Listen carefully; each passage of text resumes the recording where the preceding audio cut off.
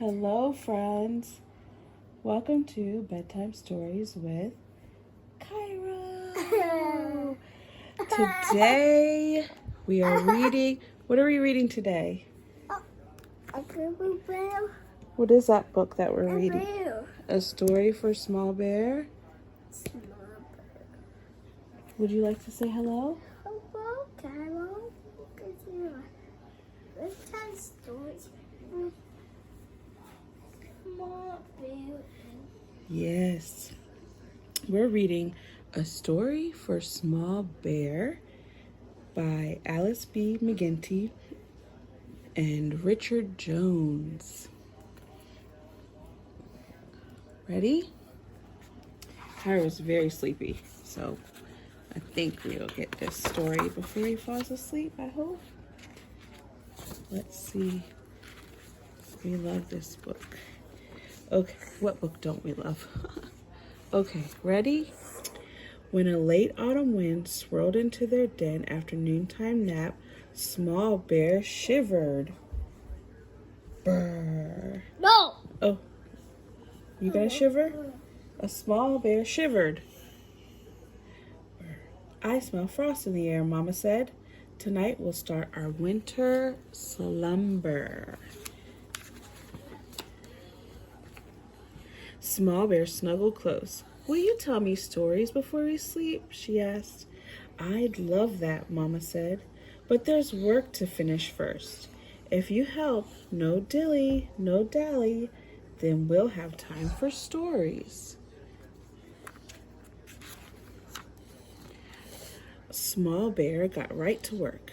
With the sun shining high, she helped Mama gather sprigs of spruce to make a soft, warm nest.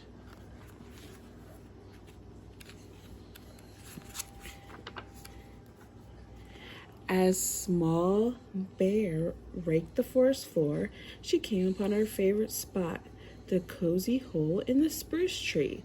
She scratched her nose in the sweet-smelling wood. She scratched her back. She could dilly and dally here forever. Small Bear loves that little spot. Okay. But then a gust of frigid air ruffled her fur, and Small Bear shuddered.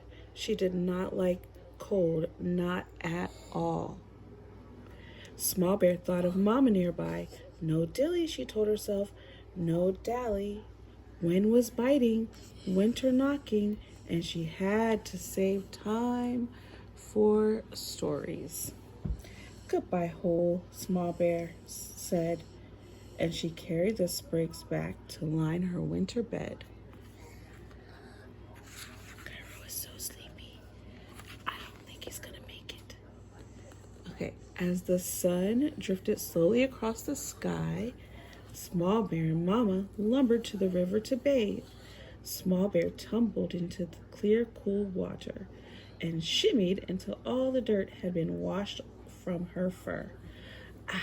She splished and splashed. She's having a great time.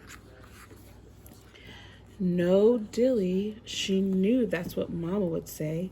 Still, she rolled and wriggled and played some more. No dally, Small Bear thought, but it was so hard to leave. What could she do? Wind was biting, winter knocking, and she had to save time for stories.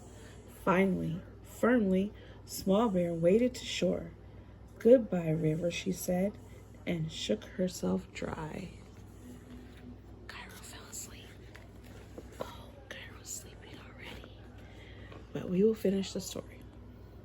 Mama, Small Bear called. Where are you, Mama? At last, Small Bear saw her and ran to meet her by the berry grove. Late day sunshine warmed them as they munched on berries, juicy and red.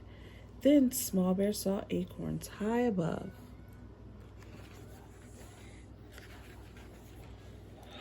Oh yes, this is our favorite part. Okay, up, up, up she climbed. Look at her all the way up there. One branch to another, and ate acorn after acorn. She looked out from the branches. She could climb forever. Look at Small Bear up there. She's so cute.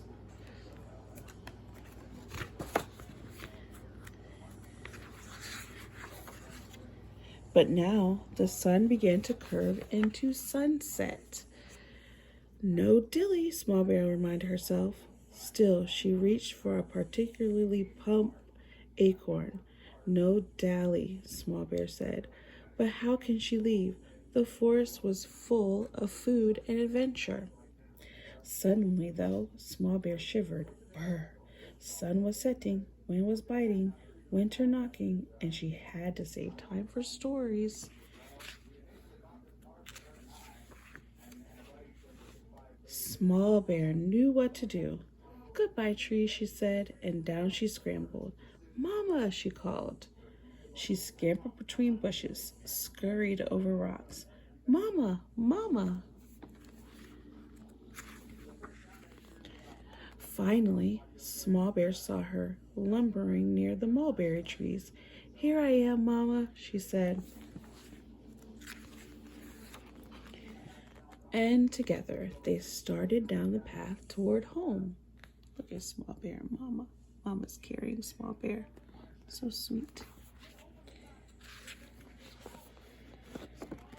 Back in her den, warm and clean and fed, Small Bear and her mama nestled into their spruce bough nest. Did I save enough time for stories? Small Bear asked. You did, Mama answered and pulled her close. In a deep, rumbling voice, Mama began. Once there was a small bear who loved to play. Her mama watched as she scratched in her cozy hole. No dilly splashed in her clear, cool stream. No dally, and adventured in the tall, tall trees. Would she save time for stories? Small Bear listened content because she knew how this story would end. And as the snowflakes of winter floated down outside, she drifted off to sleep. Look at Small Bear sleeping with her mama. They're hibernating. That means they're going to go to sleep for a while. The end. Look at the snowflakes. I know it's warm out, but we can still read winter stories, can't we? Look at Small Bear. Hello, Small Bear. Well, thank you guys for reading a story for Small Bear with us. And we are going to go to bed now because Cairo is sleeping.